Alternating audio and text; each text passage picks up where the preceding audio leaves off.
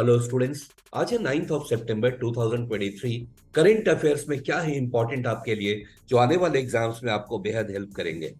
Exam minds रोज लेकर आते हैं आपके लिए करंट अफेयर्स के हैंड पिक पॉइंट्स, जो एग्जाम पॉइंट ऑफ व्यू से बेहद इंपॉर्टेंट है।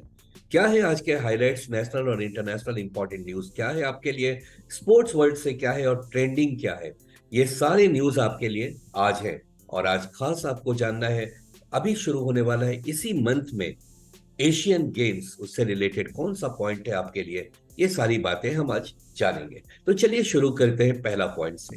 Which state will have the countries first solar city? पहला देश का solar city, fully solar city कौन सा बनने जा रहा है? ये चार ऑप्शन है आपके पास और राइट आंसर है इसका, ये है बी ऑप्शन, मध्य प्रदेश का सांची। ओके, मध्य प्रदेश में है ये और ये सांची है। और the countries first solar city inaugurated in Sanchi, Madhya Pradesh on September 7, 2023. The city is powered by solar energy and have several features such as sustainable that make it sustainable, such as electric vehicles, rainwater harvesting and waste management system. तो कुल मिलाकर ये, अब ये जो city है सांची जो मध्य प्रदेश में है, ये कंप्लीटली सोलर सिटी बनने जा रहा है और यहाँ पे कार्बन डाइऑक्साइड को कंट्रोल करने में बेहद कारगर हो जाएगा। दूसरा पॉइंट यहां पर आ रहा है आपको, which state in India has announced that all schools in the state will have Saturdays of starting from September 6, 2023। अब शुरू हो गया है। ये नॉर्थ ईस्ट का स्टेट है। कौन सा है जहां आप सैटरडे को भी ऑफ मिलेगा, बच्चों के ऊपर उतना बर्डन नहीं होगा। एक्चुअली कहा यह गया कि आखिर जो टीचर होती है उनको इतना काम क्यों दिया जाए, पूरी दुनिया में अब सैटरडे को ऑफ मिल रहा है, इन्हें भी तो कुछ समय मिलना चाहिए रिजुविनेट करने के लिए। तो ये राज्य है आपका नॉर्थ ईस्ट का नागालैंड। तो बच्चे खुश हो जाएंगे, अब सैटरडे भी उनको ऑफ मिलेगा, संडे तो ऑफ था ही। टीचर्स भी थोड़े खुश होंगे, पूरे वीक वो काम करते हैं, सैटरडे संडे दोनों उनको अब ऑफ मिलेगा। राइट फ्रेंड्स, तो चलते हैं अगले पॉइंट पे। यहाँ पे तीसरा पॉइंट है, which company is the official sponsor of Indian contingent for the 19th Asian Games 2022।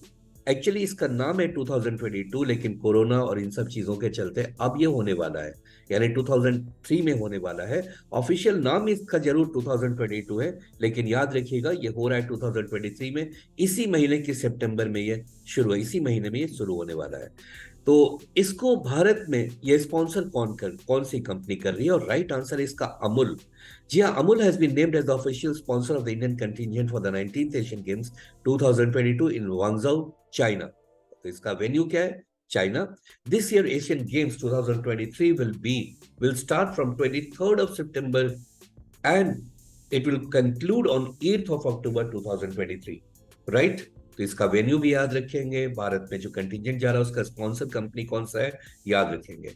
अब दो बातें और याद रखिए, इसके पहले जो एशियन गेम्स हुआ था 2018 में, चूंकि 4 इयर्स पे होता है, तो 2018 में जो हुआ था वो हुआ था जकार्ता में, जो कि इंडोनेशिया में, जहां अभी रिसेंटली एशियन का समिट कंप्लीट हुआ है।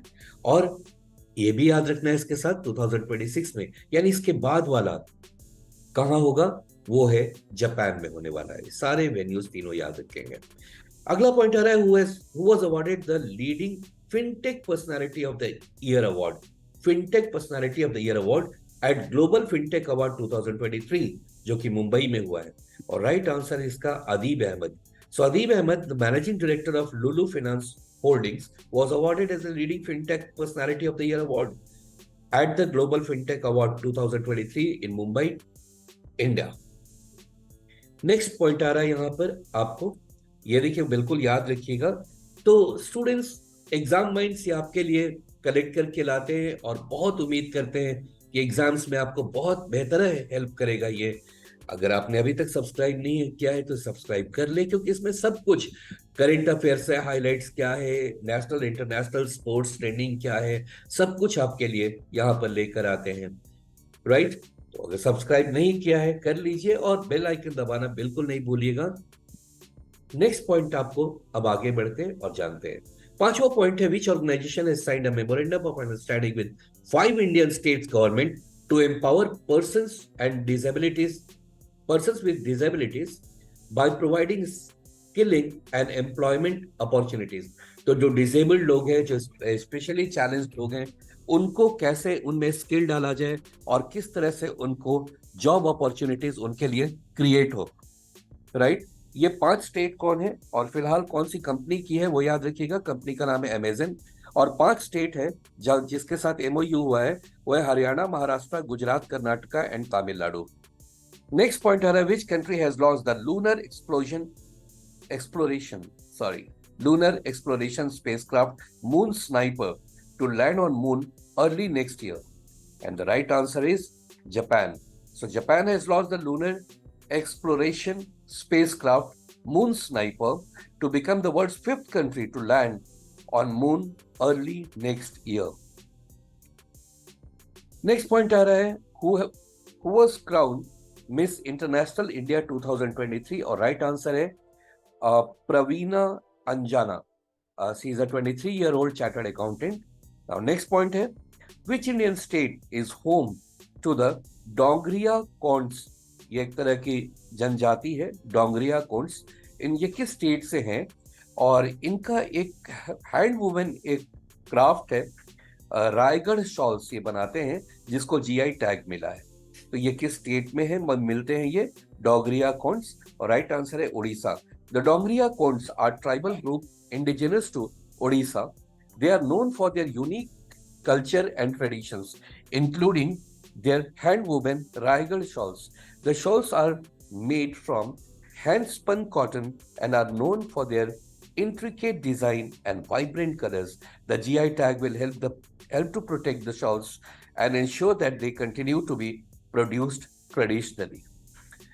Now, अगला पॉइंट आ रहा है यहाँ पे, which company is planning to invest $200 million to set up Asia's largest district cooling project in Hyderabad?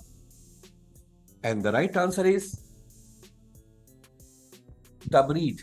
जी हाँ, तबरीद कंपनी ने प्लान किया है कि $200 मिलियन वो इन्वेस्ट करेगा।